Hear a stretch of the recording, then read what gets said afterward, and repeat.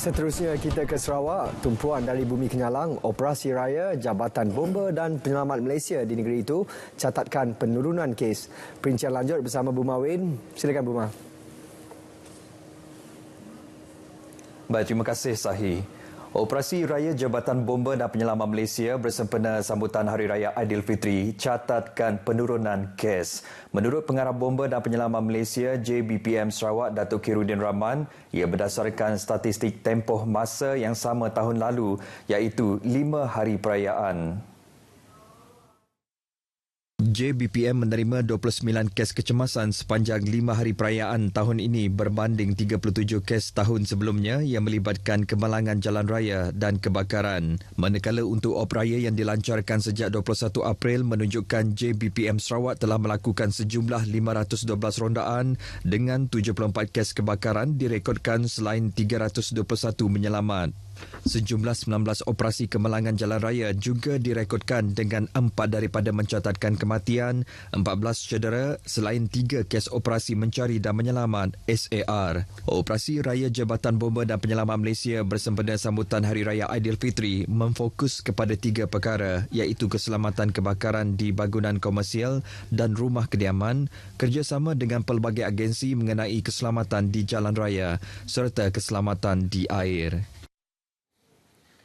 Kes kemalangan maut melibatkan penunggang motosikal merekodkan peningkatan pada perayaan Aidilfitri ini. Timbalan Pesuruhjaya Polis Sarawak Datuk Manca Atta berkata, dalam tempoh 10 hari op selamat itu, pihaknya merekodkan 12 kes kemalangan maut di seluruh negeri.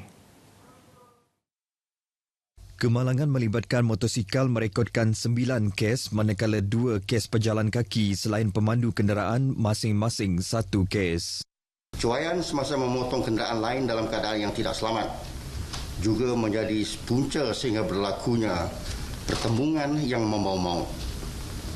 Di samping itu, peralihan ke fasa endemik serta kelonggaran SOP COVID-19 menyebabkan jumlah kenderaan bertambah banyak di atas jalan raya dan ini dipercayai telah menyumbang kepada berlakunya pertambahan kemalangan. Bercakap dalam sidang media op selamat ke-18 bersempena Aidilfitri 2022 di IPK Sarawak, dedah Datuk Manca lagi 10,251 saman dikeluarkan di seluruh negeri melibatkan pelbagai kesalahan trafik. Dalam pada itu, 563 kes kemalangan turut dilaporkan di seluruh negeri. Selain pematuhan trafik, Polis Sarawak juga memaklumkan tiada kes jenayah pecah rumah sepanjang perayaan kali ini. Ia berdasarkan daripada 381 laporan balik kampung bagi penghuni yang meninggalkan kediaman untuk Hari Raya Aidilfitri kali ini. Tradisi dan adat masyarakat Iban perlu dipelihara agar tidak ditelan zaman. Ahli Parlimen Hulu Rajang, Datuk Wilson Ugat Kumbong berkata, tradisi turun-menurun ini perlu dipelihara untuk rujukan generasi akan datang. Nak tinggal zaman laban Datuk nang kita mendak pengawak Datuknya bak dunia kemudian Datuk. Mayuh nabi anak nemu maya bergawai. Mayuh nabi anak nemu tusun gawai. Nyalai antik gawai itu nak direkod ke RTM. Nyau ada ketiban.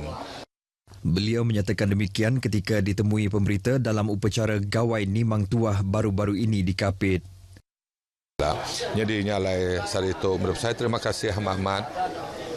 Ngagai sida kita RTM laban kita oleh ngambil recording tu ngecak ke pengawak tu dia turun menurun ialah sampai orang kena biak kalau nak pupus nak hapus. Tambahnya lagi, gawai Nimang Tuah merupakan antara tradisi yang mendoakan kesejahteraan melibatkan semua sudut, lebih-lebih lagi menjelang hari gawai yang bakal tiba. Pertandingan atau pekit kumang gawai tidak sekadar menampilkan kecantikan atau perhiasan peserta semata-mata, malah ia turut merangkumi pelbagai aspek untuk dinilai. Namun bagi peserta, tujuan menyertai pekit kumang gawai adalah untuk mempertingkat kefahaman dan jati diri sebagai anak Iban atau Dayak yang sejati. Bagi Eva Natasha Said, 25 tahun yang berasal dari Sungai Arif Balingian, percubaan pertama menyertai pekit kumang gawai anjuran RTM Bintulu membuahkan hasil.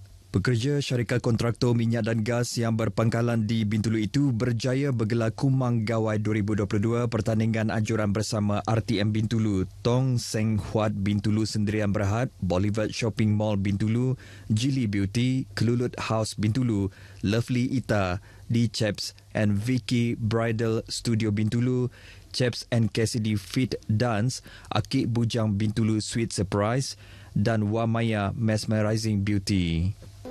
Aku ngau laban ku ka belajar penatai ku asal ku jadi aku ka rebek baru udah aku tu ialah ngambil ke berani nguji ngau pekit-pekit bakato ngambil ke kita nemu asal usul kita info. Beliau yang turut memenangi anugerah Miss Favorite membawa pulang hadiah wang tunai RM1,000, piala dan beberapa hadiah iringan. Sementara itu, bagi pemenang tempat kedua, Tracy RM1 yang membawa gelaran Lulong 2022 menjadikan penyertaan pertandingan itu membantu usaha menurun berat badan. Laban ketika aku ngau orang pakai kumata aku nurun ke semuanya. Okey. Selipas hanya nama kebuah hari orang. Laban bagiku minat ngadat event kita. Gadis dari Rumah Ngumbang Jalan Bintulu Miri itu menyertai pertandingan tersebut untuk kali kedua pada tahun ini turut memenangi anugerah Ngepan Pemaduk Manah. Manakala bagi gadis kelahiran Cina Iban, Vivian Kwan pula memenangi tempat ketiga yang membawa gelaran Selinggar Matahari 2022.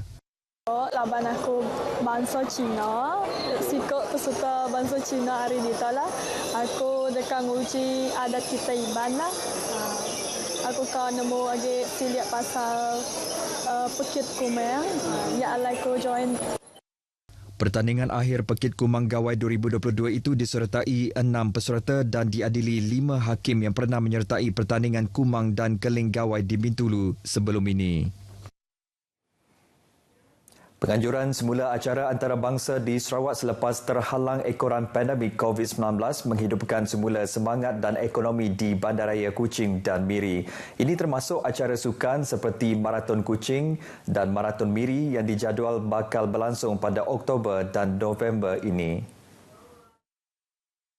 Menteri Pelancongan Industri Kreatif dan Seni Persembahan Datuk Seri Abdul Karim Rahman Hamzah berkata acara antarabangsa seperti ini amat dinantikan semua pihak terutamanya peminat sukan larian termasuk dari luar negara. Katanya penganjuran terakhir Kuching Marathon pada 2019 juga telah menyumbang pendapatan ekonomi tempatan khususnya penginapan di hotel untuk lebih 10,000 peserta tempatan dan luar negara. Pada masa sama, ia menjadi ruang kepada semua pihak untuk bersukan bersama keluarga terutamanya untuk acara larian 5 km. Beliau berkata demikian di sidang media pembukaan penyertaan secara dalam talian untuk Kuching Marathon dan Miri Marathon 2022 di Kuching. Edisi ke-7 Kuching Marathon 2022 menawarkan 4 kategori iaitu 42 km, 21, 10 dan 5 km dengan menyasar penyertaan seramai 10,000 peserta. Manakala Marathon Miri 2022 yang merupakan edisi kelima menawarkan 3 kategori iaitu 5, 21 hingga 42 km dengan jangkaan seramai 9,000 peserta. Laluan Kuching Marathon akan bermula dan berakhir di Padang Merdeka. Ia bagi melancarkan laluan awam dan demi keselamatan peserta larian, beberapa laluan jalan sekitar acara juga akan ditutup atau dilencongkan pada tempoh berkenaan. Antara jalan berkaitan adalah persimpangan Jalan Tunku Abdul Rahman, Jalan Demak, Jalan Sultan Tengah, Jalan Merdeka dan Jalan Kulas. Manakala Taman Bulatan merupakan lokasi permulaan dan taman untuk Miri Marathon yang akan melalui Jalan Kelutung. Baik saudara, sekian berita dari Sarawak. Kita kembali bersama Sahi di Angkasa Puri. Silakan Sahi. Terima kasih Buma.